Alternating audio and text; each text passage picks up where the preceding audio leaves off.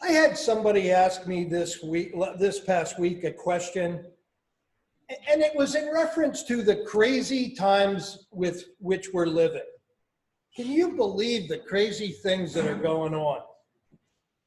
The person who asked me that question made two statements. And there's someone who sort of keeps God at arm's length, peripheral to the church, but kind of keeps God at arm's length. One of the statements they made indicated that they couldn't believe that there was a God that is in control, that God's not really in control. The other insinuated that even if God is in control, he doesn't care enough about us and the things that are going on a daily basis in our lives. What the guy said was, he just doesn't care about me. So I thought maybe we should talk about that. So today, let's start a 2-week series through the Old Testament book of Job. All week, Martha's been saying Job. She seems to like that for some reason. And for the next 2 weeks, we'll study and take a look at the life of Job and maybe discover that when everything in Job's life falls apart, he sees God more clearly than he ever has before. And my prayer for us is that that would be true of us as well in our lives. That when everything seems to be falling apart and falling down around us, that we can see God more clearly. Before we jump into Job, I wanted to tell you about an app that you can download for your phone, and you can play a game with this app. Now, I'm not telling you to do that, and I'm certainly not recommending this game. Just want to make you aware of the game. The game is called Pocket God. And it's part of a genre called God games, where you get to play the character of God. And the way it's advertised is that, what kind of God would you be? It makes you deal with those questions. In the game, you get to play the part of God where you control everything for these primitive people who live on an island. You can make the sun come close to them and burn them up. You can pull the sun away and freeze them to death. You could just kind of flick them off into the ocean where the sharks eat them. You can shake the whole island and that's an earthquake. As God, you are in complete control. You want to torture people, you can torture them. You want to torment people, you can torment them. But the game brings up some questions about the true God. One question's like the person I talked to a week ago asked me. Questions that maybe people are wondering, even if they're not willing to say them out loud. Questions like, is God really in control? And does God really care? Because it can feel sometimes that he's out of control. And if he's out of control, we might as well just make the most of our time on the island and not worry about God's stuff. Or if God is in control, then maybe he doesn't care for somebody like me. Somebody who did the stuff that I've done. Because people think right now it doesn't seem like he cares. With all this stuff we're going through right now. So it can feel like God is powerless to help, or that he is powerful and just doesn't care. Either way, that leaves us feeling discouraged and helpless. You know, in the midst of this pandemic, I know that some are asking the question, God, are you really in control? Some of us ask it more as an accusation of God. because they know their own story, they know their own history, and there's a lot that went wrong, and God, you left all that happen. For many, it's a sincere question. I really hope he is in control. I just don't feel that right now. And so when we look at Job, we see some of these questions. In the beginning, Job, we see him living the American dream. Okay, Job wasn't really American, but he was living the American dream. He was living the American dream PCV, pre-coronavirus. Life is comfortable. He has everything he could imagine. Kids are healthy. Business is booming. Everything's going well. Here's Job chapter 1, verses 1 to 3. And this scripture isn't on the screen. I'm reading it for background. In the land of Uz, there lived a man whose name was Job. This man was blameless and upright. He feared God and shunned evil.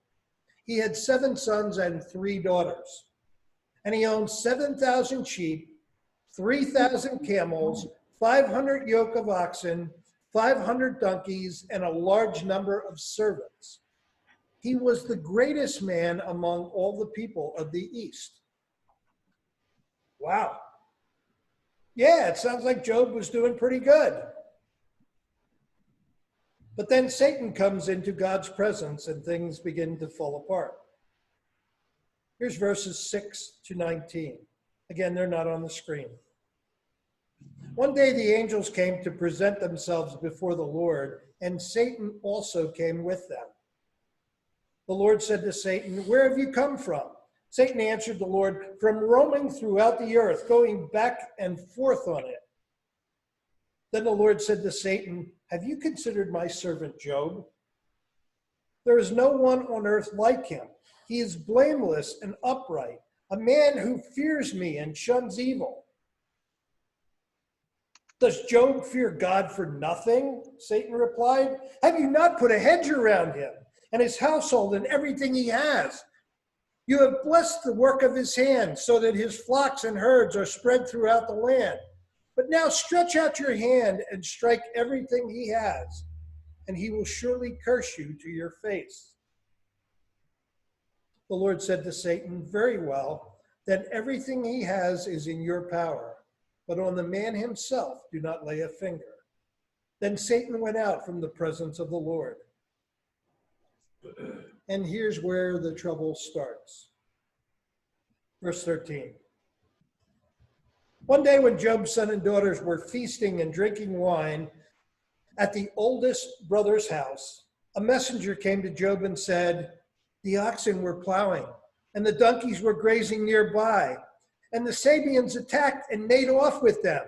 They put the servants to the sword, and I am the only one who has escaped to tell you." Wow. While he was still speaking, another messenger came and said, "The fire of God fell from the heavens and burned up the sheep and the servants, and I am the only one who has escaped to tell you." I mean, Job's got to be thinking, are you kidding me? While he was still speaking, another messenger came and said, "The Chaldeans formed 3 raiding parties and swept down on your camels and made off with them. They put the servants to the sword, and I am the only one who has escaped to tell you." Now Job's got to be saying, this can't get any worse. While he was still speaking, yet another messenger came and said, "Your sons and daughters were feasting and drinking wine at the oldest brother's house, when suddenly a mighty wind swept from the desert and struck the 4 corners of the house. It collapsed on them, and they are dead. I am the only one who has escaped to tell you."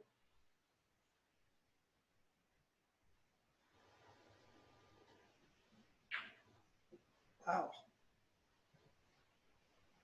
In those days, there were no insurance companies. There was no government bailout. There was no small business loans that Job could count on. He woke up that day and everything was stable and predictable. He had stuff that he could count on. And in a moment, it was wrecked. It was all gone. Okay, animals gone.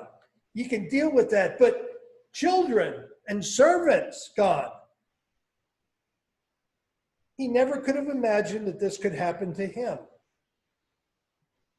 Here are verses 20 to 22, and they are a little different than you might expect. At this, Job got up and tore his robe and shaved his head. That's what they did out of grief. Then he fell to the ground in worship.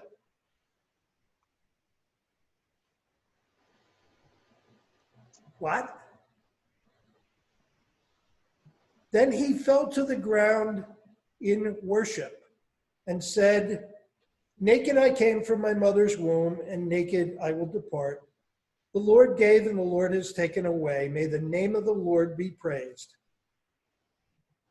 Verse 22, in all this, Job did not sin by charging God with a wrongdoing.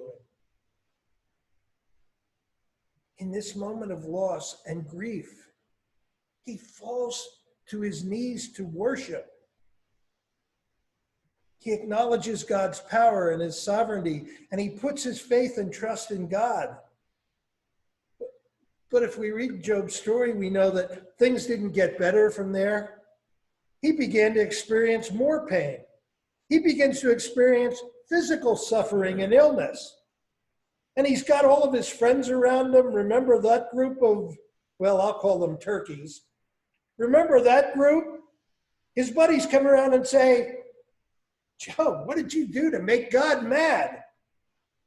You had to do something. Come on, tell us. What was it you did to make God mad? And his wife tries to convince Job that God has turned his back on him. And she tells Job, curse God and die. Just would be done with him. And Job keeps his faith, but he starts to ask some questions of God. This is for Mary Ellen. Questions like, God, are you really in control? And God, do you really care? Do you see what's happening? Because it doesn't feel that way right now. I'd like to share with you a picture of the pale blue dot. Kelly, can we put that up? This picture was taken at the edge of our galaxy, about 4 billion miles away from Earth. The Voyager took this picture, and the Earth is that tiny little dot. It looks like a speck of dust. And the question is, are we just a speck of dust on a speck of dust in a Milky Way that's just a speck of dust? Because if that's true, then it's easy to assume that God doesn't care very much about the stuff that's happening on that pale blue dot. See, if that's all we really are, then do you think that he's concerned that maybe I'm having trouble paying my mortgage this month? Do you think he's really concerned with everything happening in the universe? Is he concerned about marriage problems? In the midst of this pandemic, do you think he knows that you're lonely? Or that your kid is being bullied online? Does God know? Does he care? Or are we just alone in this? During the past several weeks, we've been forced to acknowledge some things.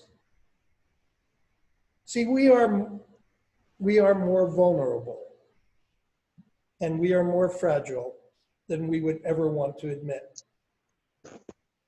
And we'll see that Job asked God some questions. We'll deal a lot with those next week. But I think you'll see he isn't just asking them for himself. I think he's asking them for us too. Maybe these would be our questions. God, do you really care about cancer? Do you understand about my unemployment? God, can you explain my infertility? Could you explain child abuse? God, help me understand my need to drink. And while you're at it, could you fill me in on this pandemic? In Job chapter 38, God has enough of the questions from Job. And so now God speaks to Job. But listen, he doesn't answer Job's questions. He asks Job questions. He doesn't say, okay, Job, you got some questions. Let's walk through them one at a time. No, he asks Job questions. And God's questions have a way of putting things in perspective. And so just as we have questions for God, maybe these questions from God to Job are good questions with us to wrestle with also. In Job 38:2, God begins his questioning. Job 38:2, God says, "Who is this that obscures my plans without words, without knowledge?" Who is this person that's trying to get in the middle of my plans without any knowledge? Who is this who pretends to know what they don't know?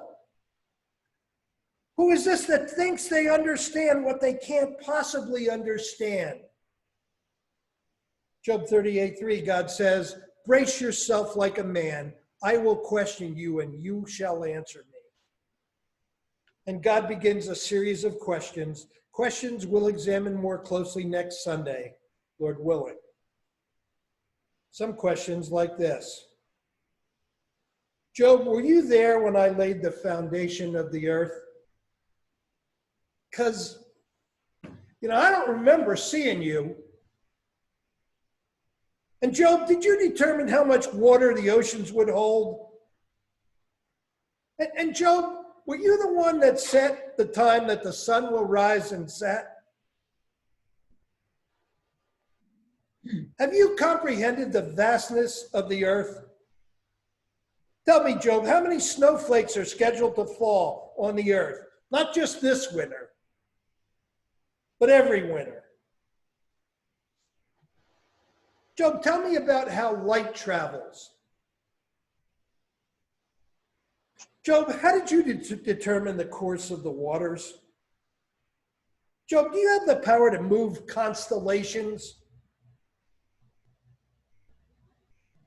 And God asks these questions about the details of the universe.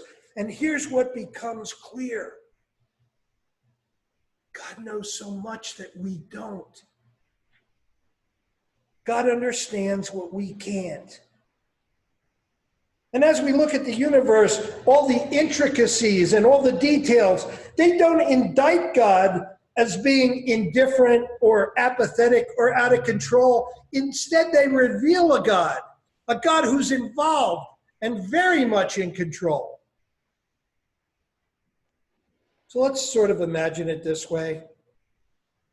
Let's imagine in heaven there's this big control room, and all of these controls are set exactly right by God to control everything in the universe that causes our planet to be able to exist. And so God invites you into the control room, and you don't want to touch anything or trip and accidentally knock one of those controls out of balance, because they are so finely tuned and they are exactly right. And it can't happen by chance. See, everything happening together to sustain life just on this earth, scientists believe there is a 1 in 10 billion billion billion. It's a 1 with 53 zeros after it, chance that could accidentally happen. One scientist tried to help us understand that number. He said, picture it this way. Picture a bullseye on a planet that is a trillionth of an inch in diameter, smaller than an atom. And let's say you get a dart and you just randomly throw it. The chances that that dart of hitting that bullseye, which is a trillionth of an inch in diameter, are greater than all the things that would happen for life to exist here by chance. This is called the teleological argument for the existence of God. It's simply an argument that says the design demands a designer. And just as you would never get into a car or use a computer and say, that must have just evolved. Look at that. Kelly, this is a nice computer here. I can't believe that that happened by accident. You never look at the design of the universe and think it was accidental. Primordial soup didn't become this. I'm saying this for you, John Dutton, because we both went to Alvernia and we can laugh at that. It wasn't some accidental Big Bang theory that happened over millions and millions of years. Our old pastor, Jim Ray, one time laid a brick on the podium, and he asked how many millions of years it would take for that brick to move itself and become a piece of the wall without intervention, just randomly. It wouldn't.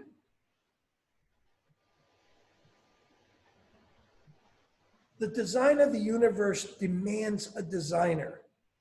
Or imagine this. Imagine you take your kids to Mount Rushmore. Anybody ever been to Mount Rushmore and seen that in person? It's a cool place.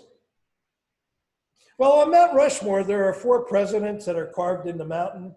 Now, you wouldn't say to your kids, hey, isn't that an incredible coincidence? What are the odds? What are the odds that the 4 faces of 4 presidents appeared on this mountain? Even a child would immediately know. Somebody did that. It was on purpose. So we look at the universe and it's infinitely more complex and it's infinitely more ordered and complex than our car or our computer or Mount Rushmore. And it all points to God the designer. So what does that mean? It means that in moments like these, we have a confidence that God is in control. And we live in a fallen world where the virus of sin has spread throughout the system, and God is working things for good to those who love him and are called according to his purpose. We are confident that his hand is on the dials, so to speak. In getting ready for next week, I wanted us to take a look at some of these dials that God controls. One dial would be called the location dial. The dial has a great deal to do with location of the Earth in context of the sun. If the planet Earth was just 5% closer to the sun, then we would suffer the same fate as Venus. It would be 900 degrees on Earth, more than a little tepid. Now, I imagine you can make the argument, but it's a dry heat. Still pretty hot, huh? And if the Earth was 10% further away from the sun, we would have the same fate as Mars and things would freeze over. And think about the Earth in relation to the sun, not just in distance, but in size. The sun is 1,000,000 times bigger than the Earth. You could fit 1.3 million Earths inside the sun. Here's where that matters. If the sun were smaller, just a little bit smaller, then the Earth would have to be closer to the sun to sustain life here.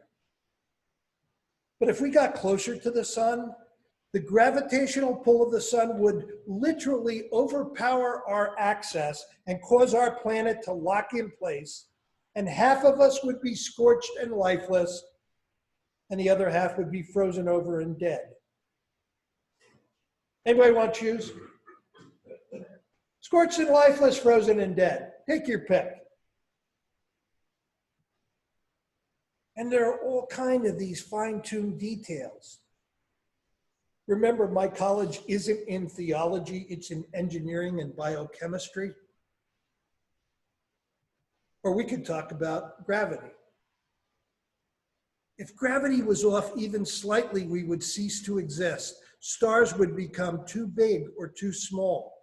The moon would become an issue.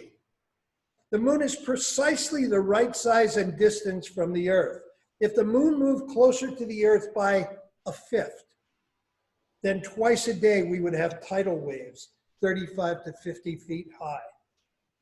Anybody looking forward to that? And it would cover almost the entirety of the planet. And let's look at the crust of the Earth.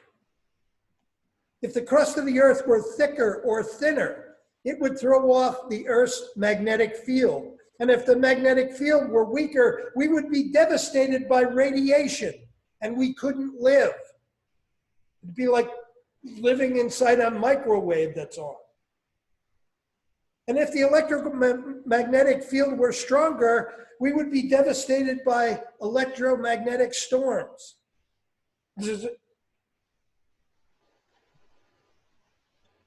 And let's not forget the atmosphere. The atmosphere is this protective blanket that surrounds the Earth, and it's made up mostly of nitrogen and oxygen and carbon dioxide, and there's a few other things. But what's so intricate about this is it's at the exact right balance of these gases to sustain life. If one of these gases were off, even a little, it would create this severe greenhouse effect. And we would be bombarded by cosmic radiation. And check this out. What about rotation? Our planet Earth rotates on its axis. Anybody want to guess how fast? Come on, Brian. How fast does the Earth rotate? 1,000 miles an hour. And we're orbiting the sun at 70,000 miles an hour. There are times when the sun is closer to the Earth, and at those times the Earth spins faster, so it won't be drawn too closer to the sun. And there are times when the Earth gets further away from the sun, and the Earth rotation slows down, and we have the seasonal changes that we love so much. And this is really cool. If you think about the Earth's rotation, it gets off a straight line 1/9 of an inch every 18 miles. Every 18 miles, the Earth gets off of its rotation 1/9 of an inch.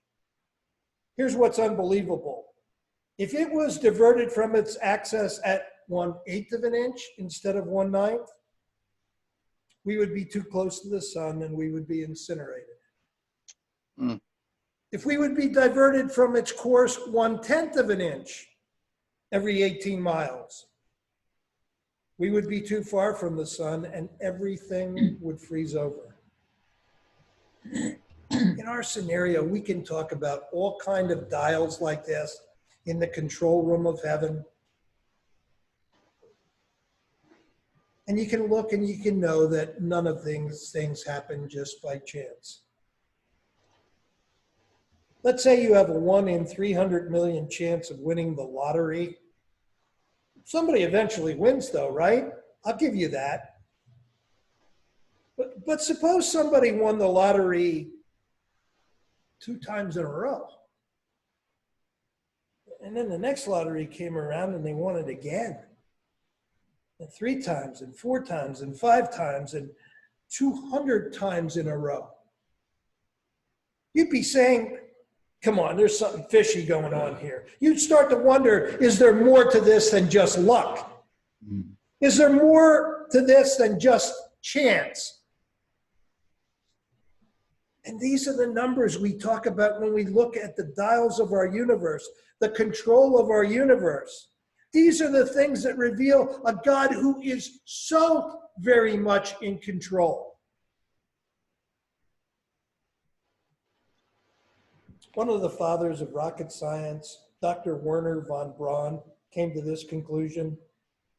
He said, as I became exposed to the law and order of the universe, I was literally humbled by its unerring perfection. I became convinced that there must be a divine intent behind it all. He goes on to say, my experience in the realm of science led me to God. But must we really light a candle to see the sun? In other words, we could talk about all of the dials, the complete order of the universe. We could go into great length and talk about the scientific discoveries. But must we really light a candle to see the sun? Isn't it obvious? And that is what David proclaims in Psalm 19, verses 1 to 4. Listen to this. He says, the heavens declare the glory of God. The skies proclaim the work of his hands. Day after day, they pour forth speech. Night after night, they reveal knowledge. They have no speech. They use no words. No sound is heard from them. Yet their voice goes out into all the earth, their words to the ends of the world. In the heavens, God has pitched a tent for the sun.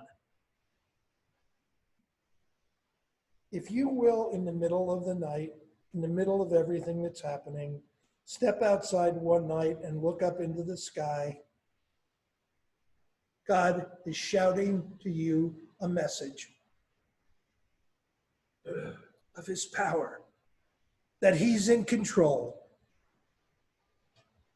Things right now may seem a little like they're out of control, but as sure as the earth is tilted at 25.3 degrees and spinning at around 1,000 miles an hour, God's in control. His hand is on the dial. He's got it. And there are all kinds of evidence that points to God in control. But I think sometimes the problem we have with this is the same problem that Job had. It's not that we think God isn't in control, it's that we don't like how he's controlling things. Yeah, God, you do a really great job with the universe, and I know I'd be dead if any of those things changed just a little bit. When it comes to my marriage, God, you're not doing so hot. When it comes to finding work, God, you need to do a better job. And if our hands were on the dials, we would do some things differently. Maybe a bunch of quick changes.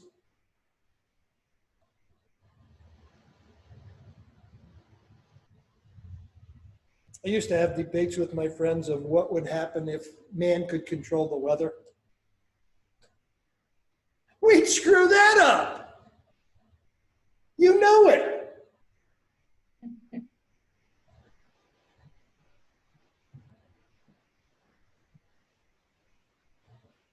But I think there is so much comfort in this big, powerful God because he is much larger than we. He sees what we can't. He knows what we don't. Should he somehow reveal the answers to us to let us see the plan, we wouldn't be able to comprehend it or understand it. There is something so comforting in worshiping a God that is so big. And so my prayer for you and me during this strange time is that we would finally realize that we're not the ones in control. You are not in control, and you never were. And my prayer is that as we recognize that we would see God clearly, maybe even for the first time. At the end of Job chapter 42, after Job has gone through all of this pain and suffering, after he has sat and listened to God asking all these questions, Job prays and he says this to God in verse 5. God, my ears have heard you, but now my eyes have seen you. something happened to him. His world fell apart, and he went from hearing about God to seeing God. He went from knowing about God to knowing God. And it changed his relationship. And that's my prayer for all of us. That in the midst of all of this, that we would know God in a way we never have before. Stephen Canaster is a world-renowned scientist. He points out that in 1992, there was a Hubble photograph that was taken, and it answered the question, what is at the center of our galaxy?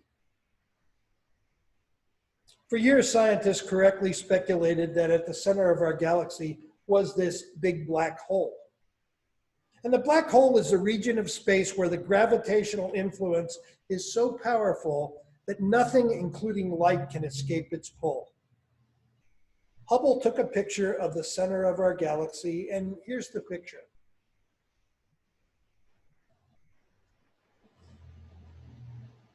Stephen Canaster points out that right in the center of our galaxy are two dust rings circling the nucleus. He said, that's what this is. It's two dust rings circling a nucleus. Really, Stephen, is that what I'm looking at?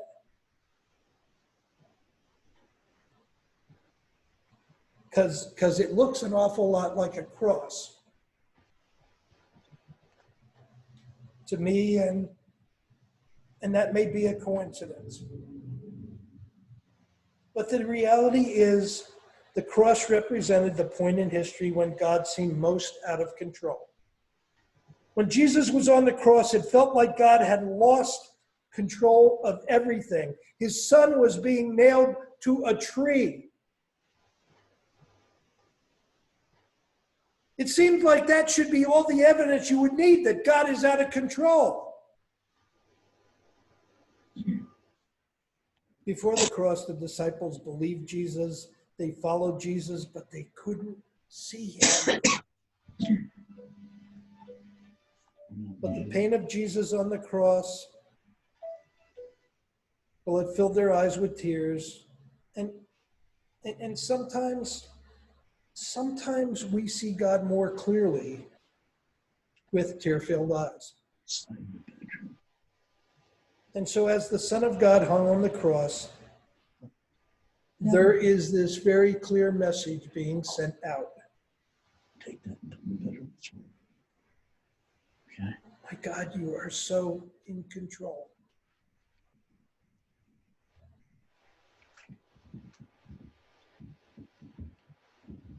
And Jesus didn't go to the cross for himself.